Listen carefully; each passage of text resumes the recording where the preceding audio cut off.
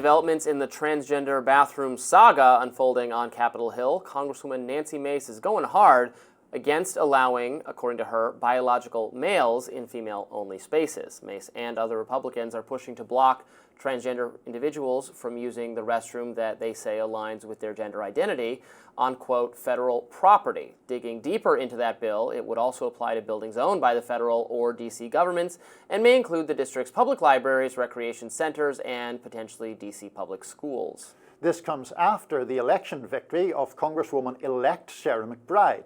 McBride will be the first openly transgender woman to serve in the House.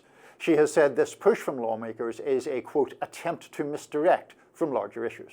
Does raise many questions. Here to give her take on things is Executive Director of Rellion PAC, Brianna Wu. Brianna, welcome back to Rising. Thanks for joining us. Thank you. I wish it was on a happier subject, but here we go. Yes, indeed. I know we have to... Who enjoys talking about using the bathroom? It's such a silly thing for this to have become a major flashpoint, and I suspect there's going to be a decent amount of agreement on this particular subject from the three of us. You know, from my point, while I absolutely understand about the need for nuance, when you're talking about, and I believe you do as well, when you're talking about, facilities like locker rooms are used by sports teams, when you have people, having to undress in front of other people. I mean, that's something I want to extend more privacy to people in those settings, regardless of gender, frankly. But I can see where that calls for different accommodations.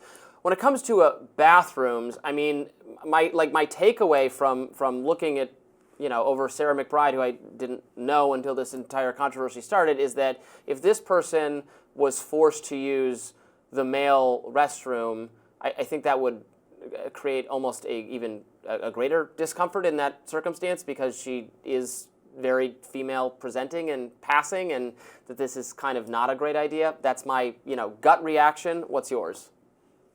Oh, I tend to agree with that, Robbie. And look, I love men. I've been married to a man for 16 years and counting. But the truth is, some guys get a little, frankly, weird when, they find out we're trans. And I think if you're forcing women like Sarah and I into the men's room, it's going to be a very dangerous situation for us. I do just want to give some charity to the other side. And the kernel of truth, like Nancy Mace would not have power if there were not truth to what she is saying. And the reality is the trans movement has gone off the rails. They have pushed for an all-new system called self-ID. And what this means is when I transitioned 20 years ago, I had to go to a therapist for 3 months. I had to get on HRT. I had to have a doctor sign a letter to basically say, look, this person has clinical medical gender dysphoria. She is medically committing to transitioning. Today, that system has been completely removed by activists. And the reality is, Robbie, you could go fill out a form right now in California, declare you're female, and waltz into a locker room and wave your penis around if you wanted to. This is very bad policy, and it is the transgender fringe that has pushed it to the point that Nancy Mace has to have an answer for this. So if we are serious about protecting transgender people, we need to retreat to the medical protocols that guaranteed our rights for almost 40 years. I know there's a lot of politics in this issue, Brianna, but I do think that personal experiences are really important and often get sort of erased or treated badly in terms of the political debates around them.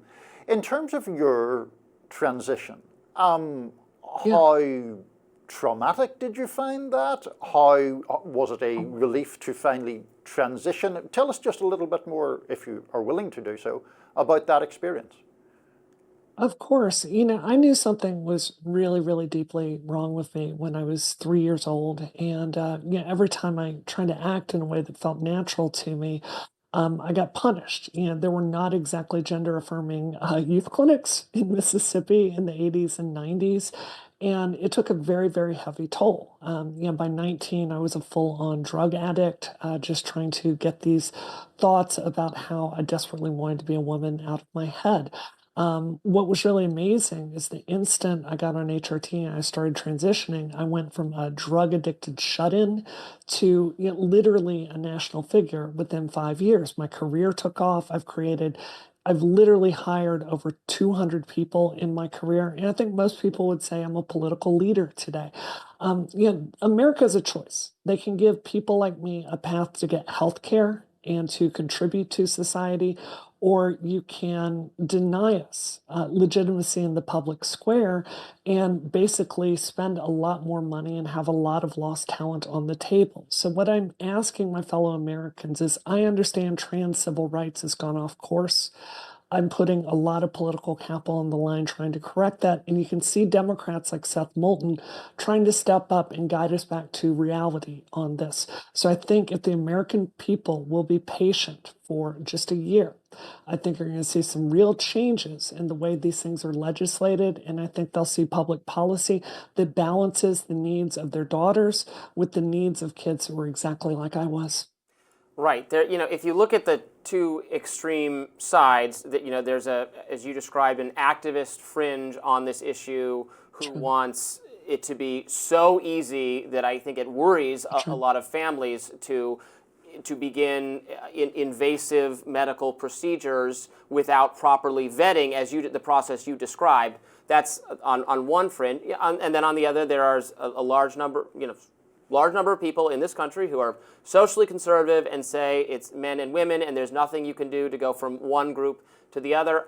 I'm not in that category of people. I'm in the large middle group of people who say, no, there are certainly cases like your case where this kind of intervention was warranted and helped and was a good and healthy choice that should be available with proper counseling and making sure it's a medical diagnosis, and then that's fine. But we don't want to. We want to make sure, fully vet understand that this is the right choice for this family or this individual in consultation with experts, not something forced on them the first time they express discomfort in their bodies. Something the vast majority of teenagers, particularly teenage girls, but young gay kids, etc., feel, and that this would not be the right choice for them, and it needs to be thoroughly discussed. I fully agree with that, Robbie. And I think you would be serving young women out there if we just completely took minors who are natal females off the board.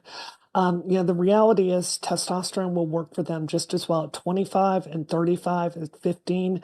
There's no reason to rush this. And for whatever reason, their detransition rates are through the roof. This scares me as someone who is trans and who has gone through this process. The number of these girls that are regretting it and are having permanent damage to their body, it needs to be taken off the board. And I know that's going to upset a lot of people. The other truth of this, Robbie, is the standards I transitioned with 20 years ago have been obliterated by activists. Go read the DSM-5 criteria for gender dysphoria. It has been lowered to 6 categories, and you only have to have 2 of them even in minors to get a valid transition diagnosis. I hit all 6 of those very easily. And the thought of a minor out there just experiencing 2, it is not surprising to me that gay kids are getting caught up in this and are being funneled down this transition pathway.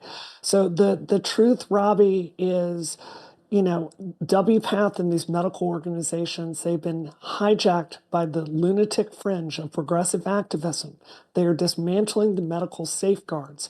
And what it is doing is it's not just capturing kids in this, it is capturing adults that are not going to be served by medical transition. So if you care about trans people being happy and having successful lives, we've got to get this fringe out of the system today. We need healthcare providers to be healthcare providers again and not political activists. Brianna Wu, thank you so much for joining us today. We really appreciate it. We'll have you back soon. Of course.